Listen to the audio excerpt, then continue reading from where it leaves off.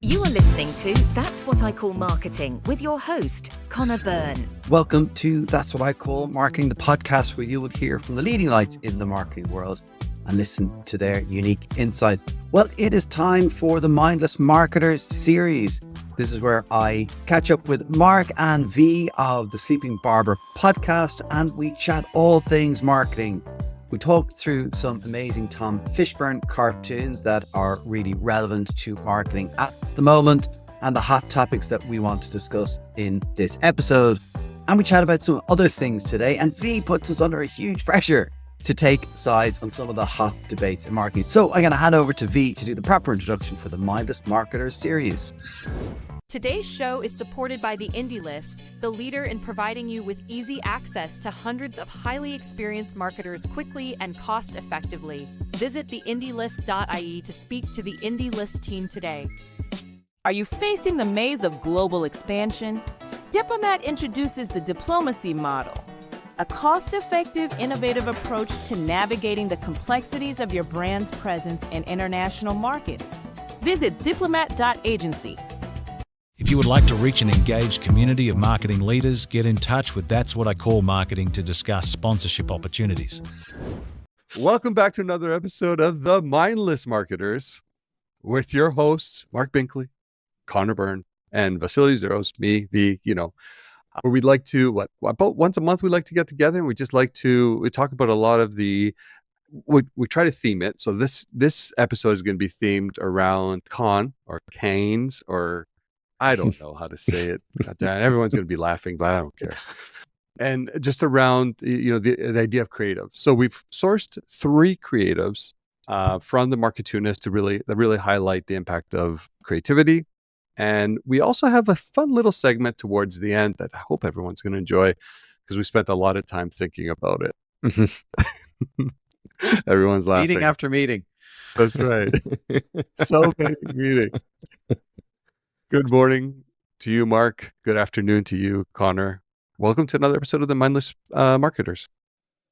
Good to see you again. Yeah, good seeing you guys too.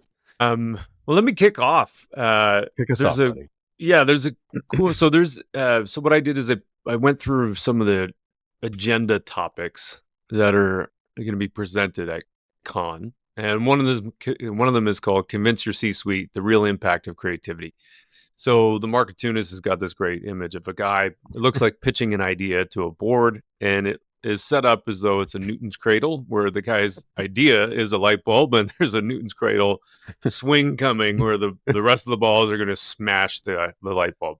To me, it was a really interesting way of you hear this so many times that briefs and creative ideas get whittled down, and the approval process is brutal. And what your original creative idea was at the beginning ends up looking almost nothing like what it ends up becoming at the end. And so maybe it's for the better, maybe it's not. I don't know. What do you guys think about this one? And yeah, for me, when I was looking at this one as well, it's like almost the positioning of what you're there to do. And I think marketers and senior marketers even get it wrong when they go to the C-suite to talk about marketing, because they lead with creativity. Mm-hmm. That's probably the wrong thing to lead with, as opposed to business problem, how marketing is going to solve for it, what the creative might be that will help solve that business problem, how we're going to measure it, how that campaign is going to come alive across every single touch point we have. And so I think that's where a lot of times the idea dies, because when you go in and you do the showbiz and you show something, everyone has a view on visuals and, I don't like that color green. And then you're derailed from the get-go. So for me, it's almost the what you're going in with is the thing to get right first versus the pictures. Yeah, that's a great point. V, how about you? Yeah, it's one of those things that if you had to explain your job to a 5-year-old, the reality is, not only do you have to convince consumers to buy a service or product from you, the biggest sell is always internal. Mm-hmm. Always. Because, like you said, Marc, there at the beginning, an idea that originates will likely look a lot differently when it actually goes to market. It's because you're usually trying to appease all of the different not only like the industry nuances and things like that will naturally exist in course like creative in a specific direction, but because of the subjective POVs that exist within an organization, especially within a hierarchy, that you're always going to be, I just don't like the music, or I just don't like the creative. And it's just it has nothing to do with if it's the right one for the creative, or it's just because someone doesn't like it. And that makes it extremely challenging for us as marketers, because like I said, the work that goes in to the brief, the work that goes into then selling that idea or the creative at some point to the internal stakeholders, it takes so much time. It takes so much time, and I think time is wasted because there's this because we're all consumers, we all have opinions on what works.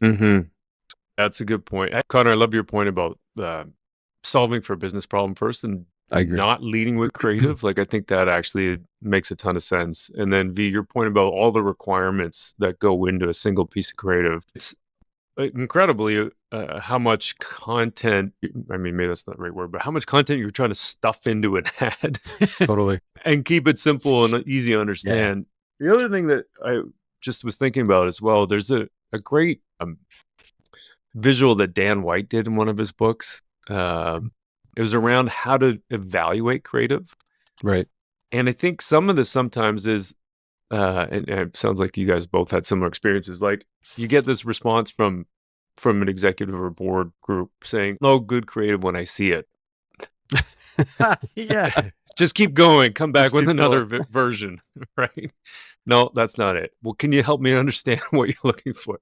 Yeah. I'll know it when I see it. And so you get that kind of thing. And so this visual that Dan put together was like a way to speak about creative. It's kind of like I've been playing in a really bad garage band, and for the first time ever, we had a drummer. And I never played with a drummer before. I have no idea how to speak drum. Like, I don't know what to tell him. I'm like, all I know is it doesn't sound quite right. Not that I sound great either, but there's something. So let's kind of just break this down and figure it out. And so I think in a way that this visual that Dan put together was a way to speak creative. The same way I was trying to figure out how to speak drum. And so giving people a tool like that, where it shows like, here's the feedback that you can give me that will be helpful, will also be a productive thing. Yeah. Like, if the question is, what do you think of this? Or is there anything you don't like about this? Well, immediately someone's going to find the thing they don't like about it. They don't like. Right. Yeah. Instead of being very purposeful and saying, this is the feedback I'm looking for. Yeah. These are the things that are up for grabs. Yeah. We're not changing the talent. The music is the music. Yeah. We're going to a beach to film it. Exactly. We open on a beach. That's how it starts. All right. Let's go on to the next one. What do we have next? Speaking of beaches, so this guy, you already have a different demeanor about yourself. You know that, right? You're carrying yourself a lot differently. Just want to say that. Well, I won't. Yeah, arrogance, swagger. I don't know what. You could call it. I almost see like a sweater over your shoulders, the tie in the front, and an Aperol Spritz in your hand. Yeah, well, it's afternoon here. So this cartoon is about Cannes and the marketing echo chamber, and we have a load of people walking along, I guess, a pier in the south of France. This guy is saying to a lady beside him, it's so important to leave our offices once in a while and get out into this real world. Now, which party are we going to again? Which yacht party are we going to again? And I think for me, it was obviously important to put this one up there, as a great opportunity for letting people know that I'm open to attending many and numerous yacht parties at Cannes. I will have my podcast microphone and camera with me, and we can record content, and that's the call is out there. The call is out there. That and sponsorship of my Cannes content.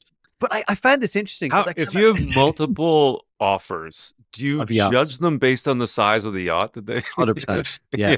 Okay. Yeah. Okay. The size of the yacht, and do I get to interview Snoop Dogg? Like Oh, that's yeah. like because Yeah, of course. Yeah. Well, So when you're there meeting your yacht friends, feel free to grab a couple tickets for us so we can come help you with content. yeah, like I'm gonna be the guy that doesn't take his shoes off. You know, yeah. Like what shoes? Well, I find this one interesting because, like, look, I haven't been to Cannes before, so I don't know what to expect. I've spoken to a lot of people who have been, and I get mixed reviews, I guess, of people going, it's mad, it's insane. Then it's exhausting. There's so much to take in. But there's one constant that does come through from everybody I speak to is it is incredibly inspiring. Yeah. And so I do think, look, is it a bubble? Maybe, I don't know. We'll find out. But I do think it's really important to recognize creativity and actually stop, pause, and kind of go, this is great creative work. Like, I've met with the young lions who are going to go out to France representing Ireland at that young lions competition. Mm-hmm. And they'll all go, they've taken part in a competition here and they're going to go to France. They get to experience the competition or the festival, but then they get to participate in a competition there and respond to a brief for a nonprofit. They have 24 hours to respond. I think that's amazing. Yeah. So look there. I was a young lion. Were you? A young lion. Oh, no way. It's Is an that when you're in incredible Greece? experience. Yeah. In 2008. Wow. It is an incredible experience because it does give you a different appreciation of the collective power that creative actually has. It is a whirlwind, 100%. But again, at that time, I was taking part in it versus taking in all of the Festivities. The festivities. I wasn't call it an exhibition, but I don't know. Yeah. That's cool.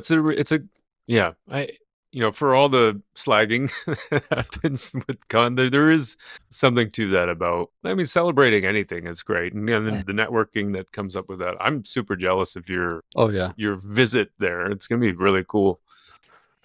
Yeah, look, it's great. And, I've already got lined up, meeting some incredible people, do some interviews there and, hope to set up time with others, because it's like, there's going to be so many amazing people and then get to, see as much as I can in between that. So it's going to be an enjoyable experience, I hope, but it's going to be, work as well, I guess, in the sense of you call podcasting work, but it's, I think just trying to take out as much of it. And that's the impression I get from people who've been there. It's like you can get so much out of it. And then that inspiration you can bring back to wherever it is you work. If you're in an agency or a brand, I just think raises all boats or yachts.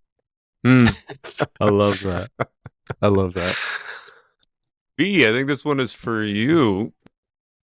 Yeah. So this one, I think this is if you had to summarize what we do, this is literally what we do.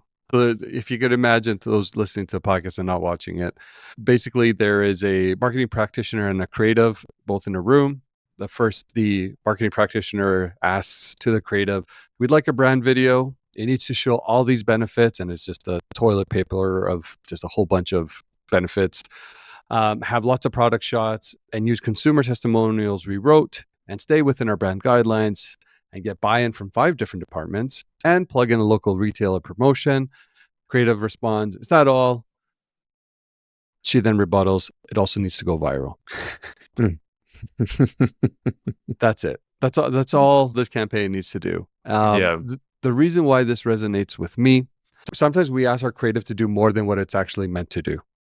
And we believe that by adding all the product shots or adding all the RTBs, the reasons to buy or the benefits, that we're actually solving problems. Where at the end of the day, we know based on science, what we're trying to do is reduce the friction in our brains from a problem that we're facing and how we solve it through a company, a product, a service, or something to that effect. So how do you just make people aware that you're there and you have like a product that's available, right? And I think it's just been somewhat exacerbated in some context that we have to do all these things in the ads because that's what we believe is what consumers are resonating with, when in actuality it's not.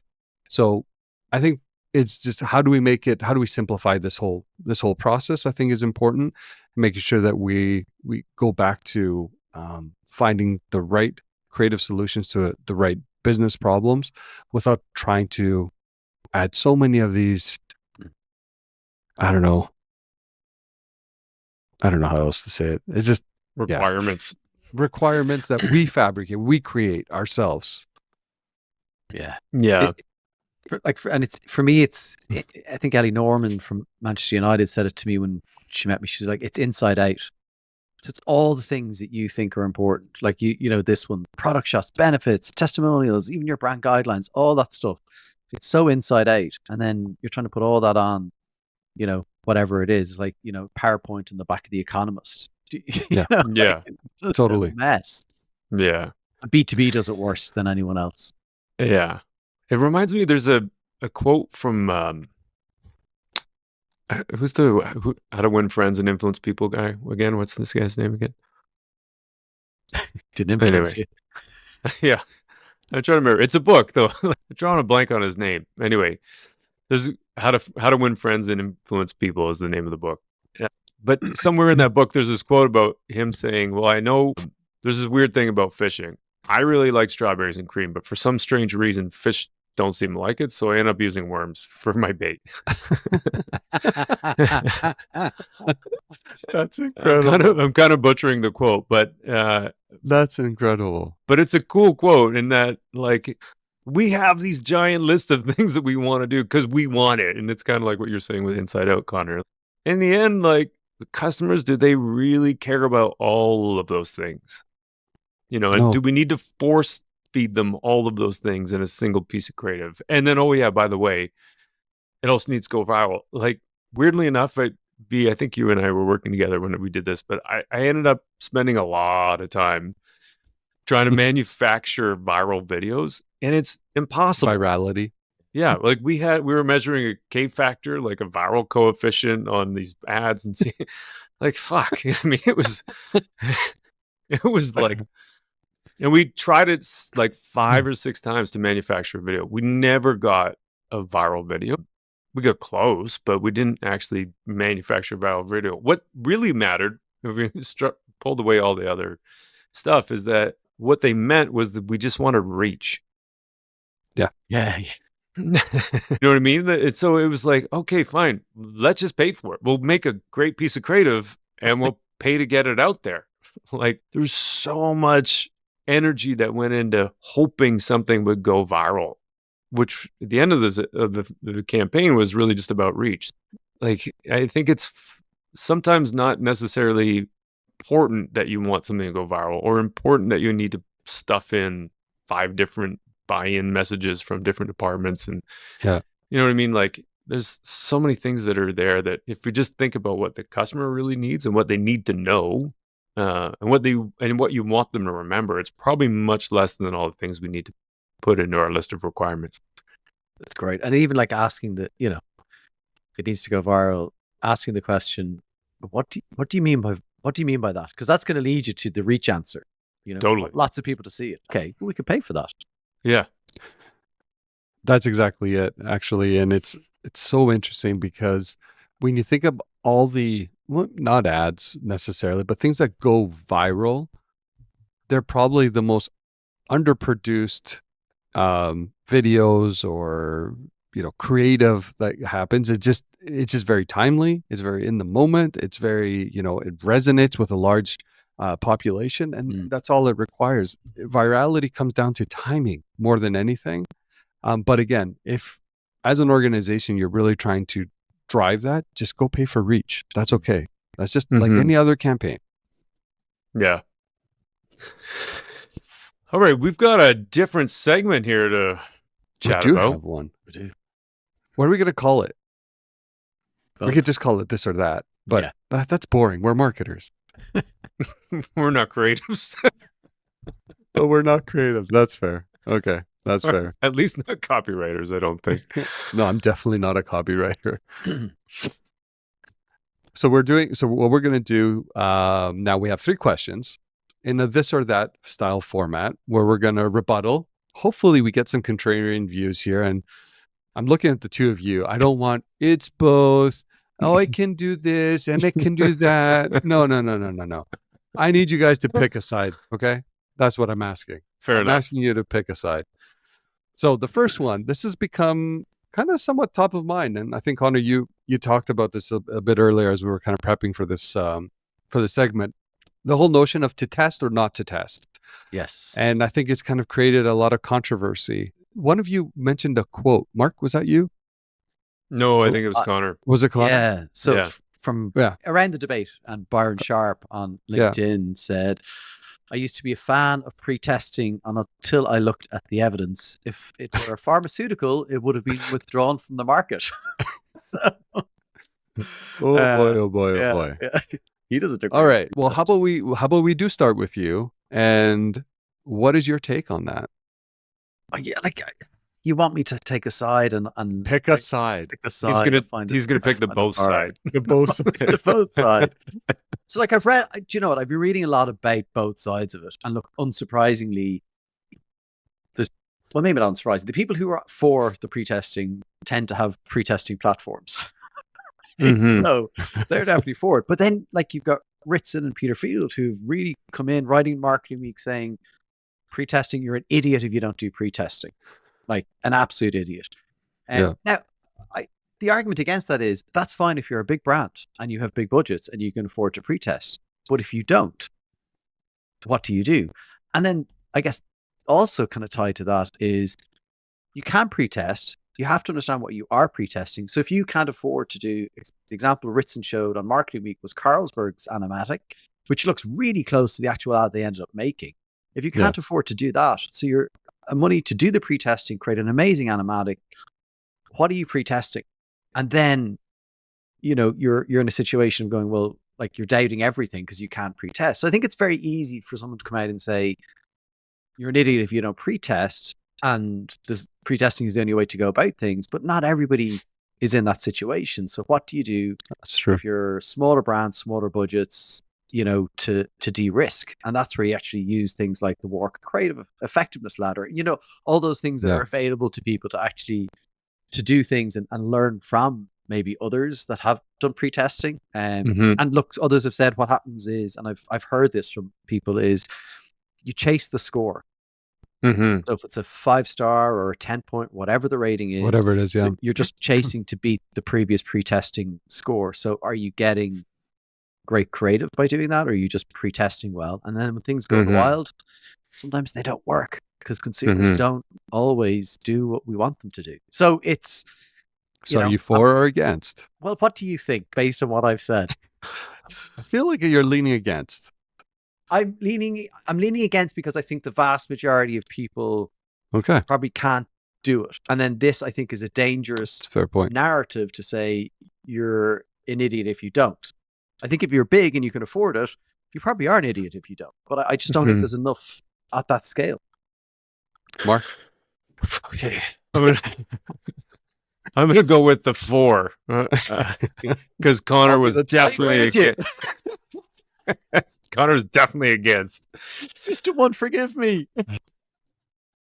This is really here's where I think it's valuable. We were just talking about that Newton's cradle thing and getting ideas smashed. So I think it's for pre-testing is valuable for the purpose of an approval process and delivering a concept that is going to resonate against a strategy. I don't think it's for the actual final creative. Okay. So I don't know that it's a bit nuanced maybe, but I don't know that the pre-testing is that important to test the final piece of creative. Like, I think how you get the creative is how you get the creative, and there could be giant leaps of logic to go from your concept to the actual creative final result or the final product. I wouldn't pre-test that. I would pre-test, though, the ability that the message is on point, that it's delivering against the objective that you have, that concept. That there's clarity and connection between the strategy, the business outcomes you're looking for, and the creative concept. But to me, that's where there's value in it. I agree with you, Conor, that I think there's a lot of these pre-testing platforms that exist for a lot of the big companies. You can do that, and you should probably do that, and that kind of thing. But where I think there could be danger on the back end for smaller businesses is if you run multiple pieces of creative and let the systems optimization be your judge, they could be judging against just their objective, which is extracting more revenue, which is not necessarily the same thing as delivering the message and leaving the imprint and the business objective that you have in mind. So there's a danger there of pre-testing on a smaller business side. I mean, pre-testing could be all kinds of things. It could also be like give a message to your sales team and let them talk about it, right? It doesn't have to be super complicated. It can be, just trying language out in front of a customer, trying a pitch, trying a offer, trying whatever the things are in a one-on-one real life lab kind of environment. I'm forward again. Back. You're not. You said against. Quit it, Conor. Jesus, guy. So I will break the tie and I will say just quickly, I'm also for the notion of pre-testing. I think where it becomes dangerous is like you relying on that more than you should. I think it's a great litmus test. It's a great directional where you're trying to get buy-in internally. Like you said, Mark, sometimes internal stakeholders where you're presenting to, and saying, here's how this concept also pre-tested. It just gets people aligned, likely a lot quicker than anything. I feel like where the narrative's gone wrong, it's it being a predictor of success. And that's not the case. And I think that's where, again, Conor, from your POV, I completely agree in saying that that's where it can fall short. So again, if we just understand what it's meant to do and it's not a predictor of success, I think that's why I'm still for it. And why we win and you lose. No, I'm just kidding. I've turned Ritson, John Evans, who else did I? Peter Field against me. Like it's just Yeah. That's exactly what you want, isn't it? Yeah. You want an army of haters out there. Yeah. So Orlando World probably could go in like anyone else. Yeah. Fergus O'Carroll is on my side, so the Irish, the Fighting Irish.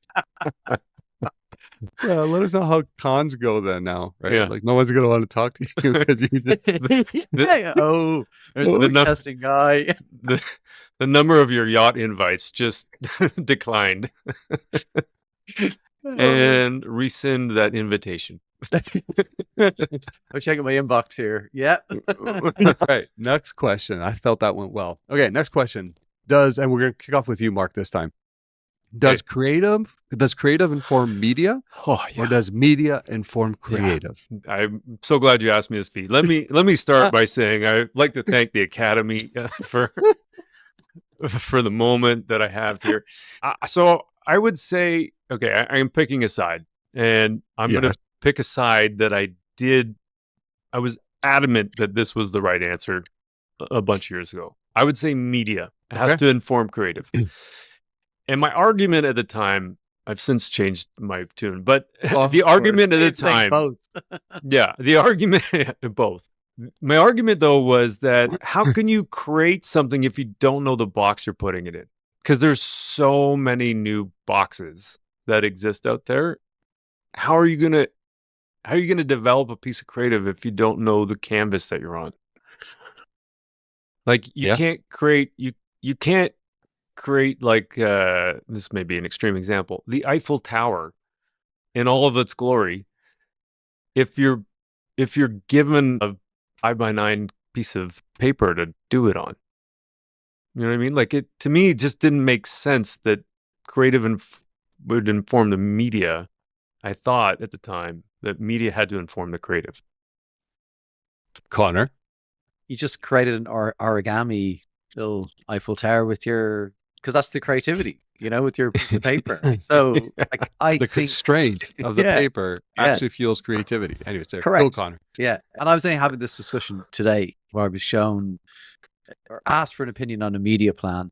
And my response was like, what's the creative? Because there was two choices to make, one very tactical piece of the media plan. And I was like, well, until I've seen at least directionally where the creative is going, what's the idea? Are you showing a product shot? Are you showing just a headline? So I had no context around the creative. So making a decision on those media executions or the tactical buying of the media, I was like, you can't do that well. So I think at least knowing the direction of the creative and then figuring out there's that point where actually media and creative have to come together, and I'm working on something else at the minute where that is happening hand in hand. They're kind of now, right, we now need to talk to each other, because in an early iteration, there was a media plan that was made, and the creative that was being made for the creative, they weren't talking to each other. So like there was, like, let's say video, and there was print on the media plan. There was no print being created for the creative. So I think there's the right point of bringing the two together, but you have to have, I think, for me, the basis of the creative direction that you know where you're going. Like even just that call it platform, or the idea that you have a sense of that, and then everyone can kind of go off and get creative on media and creative. So I just disagree with you, Mark. Oh, you would. You're that guy. I'm so angry. Dude! It's a strongly held view as well, which I'll never change, because that's how this works. V, maybe we should call this tiebreaker, because you have to be the tiebreaker. Who's right and who's wrong? And the funny thing is, like, my role in the organization I'm working for right now is on the media side. So my quick response is going to be like, of course, media informs creative. Obviously, is what I get paid to say. But in actuality, just listening to you both, I think obviously you bring up really compelling points on both sides. But I think there is something that where creativity can be fueled by restrictions. And I feel like media, Mark, you talked about the canvas. I think it is important that is almost at the beginning, because I think then creatively you can come up with the right areas that you need to kind of operate in. So I'm still I see both sides, and it's very easy to say both, or they need to come together. I still think there is I'm leaning a little bit more on the media being the you too. Oh my God. This is like the Canadians versus two Canadians and one Irishman go into a bar. What happens? The Canadians beat up the Irish guy. Yeah.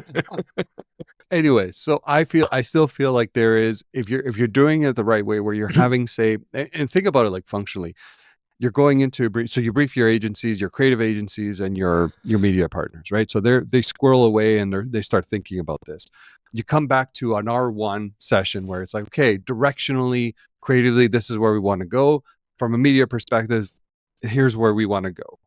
I think that's that point of where they come together. Now you start refining towards something. But I think, like, if you don't know also where you're going to put this live and create this, I think that's where it becomes dangerous, because retroactively, it's hard then when we're trying to say fit for purpose creative, it's hard to reverse engineer that if you've already gone away and you built it one way. Yeah. I was going to say, like, the recent project I was talking about, like we started with kind of almost like a manifesto. Yeah. Like just words, like what? Yeah. Like I was like, inspire us with the words that, we can then paint the pictures ourselves. Yeah. And I would swing over to Conor's side, actually, because what happened was actually Paris Olympics are coming up, which fitting for this, because when I switched my opinion was when I was working on what was the Olympics in 2016? Was that Rio? I think it was Rio. I don't remember. Yeah, that was the Oh yeah. So I talked about the Irish ticket scandal after another time. So that was the Olympic campaign that I switched my opinion on this about, because we had a creative app, which was probably pre-tested, and that was super helpful, because having the creative first, then looking at the creative concept as a pairing between the agencies and the media plans and whoever else was involved. And then looking at the channel choices that we had to execute on this, help bring the creative to life in different ways than we would have done had we just said, these are the channels we're running. Here's the media spend per channel. Here's the tool. Right. You know what I mean? So I feel like Conor's right. I hate to go against you, V. I hate to do it. I feel we're not doing this segment right. I know. It's all. We need everything. Okay. Last one. Differentiation versus distinctiveness. Conor, go. More hate coming here. You're gonna piss somebody off. Mary and Cantor, or I'm gonna upset Jenny Romani. Like, who am I gonna upset? Well, pick one. This is like Pritzy's choice. You have to pick one. Yeah, I'm probably more scared of Edinburgh Class, just generally as an entity. differentiation, I think, is harder. It's hard. I think differentiation harder unless they're meaningful differentiations that people actually care about. So I think it is harder. Distinctiveness, not that it's easy. It takes longer, but like you can do it. And I was presenting to nonprofits last week, and I just showed them examples of a brand that's doing or starting on a distinctiveness journey at the moment by just picking out simple things that already exist. So I think I've probably been more on the distinctiveness side of the fence for a while. So I'm just for V, just so he doesn't get annoyed at me not picking a side, I'm going to go distinctiveness, but it's both. Sorry, everybody. Sorry, Mary. Mark? Like, so I have to pick differentiation, is what you're saying? No, I could be the differentiation. Okay, I'm going to go with Conor on this one because... Siding with the Irishman again. Yeah. So I was rewatching Ritson's top 10 marketing bullshit list the other day. Number 1 was Rosser Reeves and the USP. And the reason that was there is because of how widely adopted that idea was and how much damage it's caused. Because the idea of something being totally unique is really rare and fleeting, even if it is achievable. So I think we've had this conversation before, B, but Tesla, when it first came out, really rare, unique, never advertised, the only electric vehicle on the market, kind of Toyota Prius was like kind of the hybrid one that came before it. But, did a great job becoming the only electric vehicle. Fast forward a few years, they're now advertising because everyone else is catching up. All these other brands, all these other models are in the marketplace. There's now government laws that are in place to make it so that combustible engines are no longer a thing. Everybody's moving this way. So Tesla's no longer differentiated in terms of its vehicle type. It's distinctive, though, in terms of its design and its systems and its logo and all that kind of stuff. Just the same as BMW is distinctive, just the same as name the brand, Toyota, Lexus, whatever. They're all distinctive, but they all have 4 wheels and an engine and get you from A to B, right? So to me, differentiate isn't a requirement, isn't necessary to be competitive. I think distinctiveness is mandatory, though. Like, you can't get away without it. And so I would side with Conor on this. Okay. Well, the Annenberg Ambassador Institute left out our podcast, so I am being very spiteful right now. I am going to say differentiation, 100%, full stop, no argument to be had. Not even a reason why. No. Not even get into that. Just drawing a line in sand. Yeah.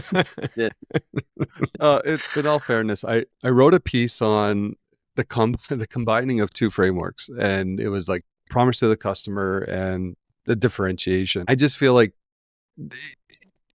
the framework in of itself is very good and kind of giving you this notion of like, you're building from your difference forward. You're identifying what will make your difference somewhat meaningful, which I think aligns to that notion of like the promise to the customer. You're aligning your campaign activations again around that meaningful difference. Like, it's just it's a way of looking at marketing and creative execution through a lens of, technically, I still think like differentiation is somewhat distinctive. It is something distinct about it, but it's 2 sides of the same coin sometimes. But I just feel like the framework itself really lends itself to really kind of prioritize and look at what you're doing, especially when you apply the promise of the customer to it as well. And that's probably the reason why I would pick differentiation. Yeah, I think to me it's the idea of, I agree with you and both of you guys, but different implies unique, and it's not necessarily unique. It's relative to what people perceive. Yeah. Look, here's the most important thing. Honestly, I think from all of these thises or that's is, and you're not gonna like this, B, but like it's context. It's context. Like, to you, it is your context. brand and what the market you're in, the competitive set. And like, honestly, people do read it, but people need to read this stuff and then make the right decision for where they're at, because if there was a silver bullet, well, we'd all have it. Exactly. So anyway, I would argue, just quickly, I think whichever you choose, I think the reality is they both work. They both work. They are able to compartmentalize some of your thoughts into a very structured format that kind of gets you to an end result or an end outcome that you're likely looking for. So regardless, I think it's just picking the one that works for you better, your organization and all that. But okay. That was fun. Well done, gentlemen. Great. Anything you guys want from Cannes when I'm there? Anything I can pick up for you? I asked for a couple tickets, so that's all I need. Yeah. An invite to the yacht party. I'll come out for that. Look, I'll see what I can do, but Enjoy yourself, man. I will. We'll be living vicariously through you. Can you get me one of those T-shirts that says like, I had a friend that went to Cannes and all he got me was this lousy T-shirt. Yeah, and I'll get it in like a really terrible font. Yeah, probably too small, a size too small would be great. Yeah, and with the huge logo on it. Logo bigger. So, that'd be awesome. Anyway, have a fun trip, Conor. That'd be great. Yeah, thanks a million, guys. Good to see you. Good seeing you too. That was fun. Well, I hope you enjoyed that episode with Marc and V, the Sleeping Barber Podcast. If you have not listened to their podcast, it is fantastic. They have amazing guests on. Sometimes we cross over guests, sometimes we don't. But a lot of the same topics that we all care about in marketing is what the guys cover. So huge fan of their podcast, their episodes, and encourage you to go and take a listen to the guys. So we'll be back next week with another episode of That's What I Call Marketing. It's the second in our series with Legacy Communications called Building a Legacy. And we are going to be talking about creativity in communications. So really exciting episode. Thanks to the Indie List for sponsoring today's show. Visit theindielist.ie to find out more.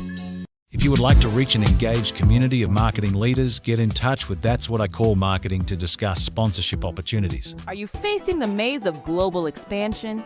Diplomat introduces the diplomacy model, a cost-effective, innovative approach to navigating the complexities of your brand's presence in international markets. Visit diplomat.agency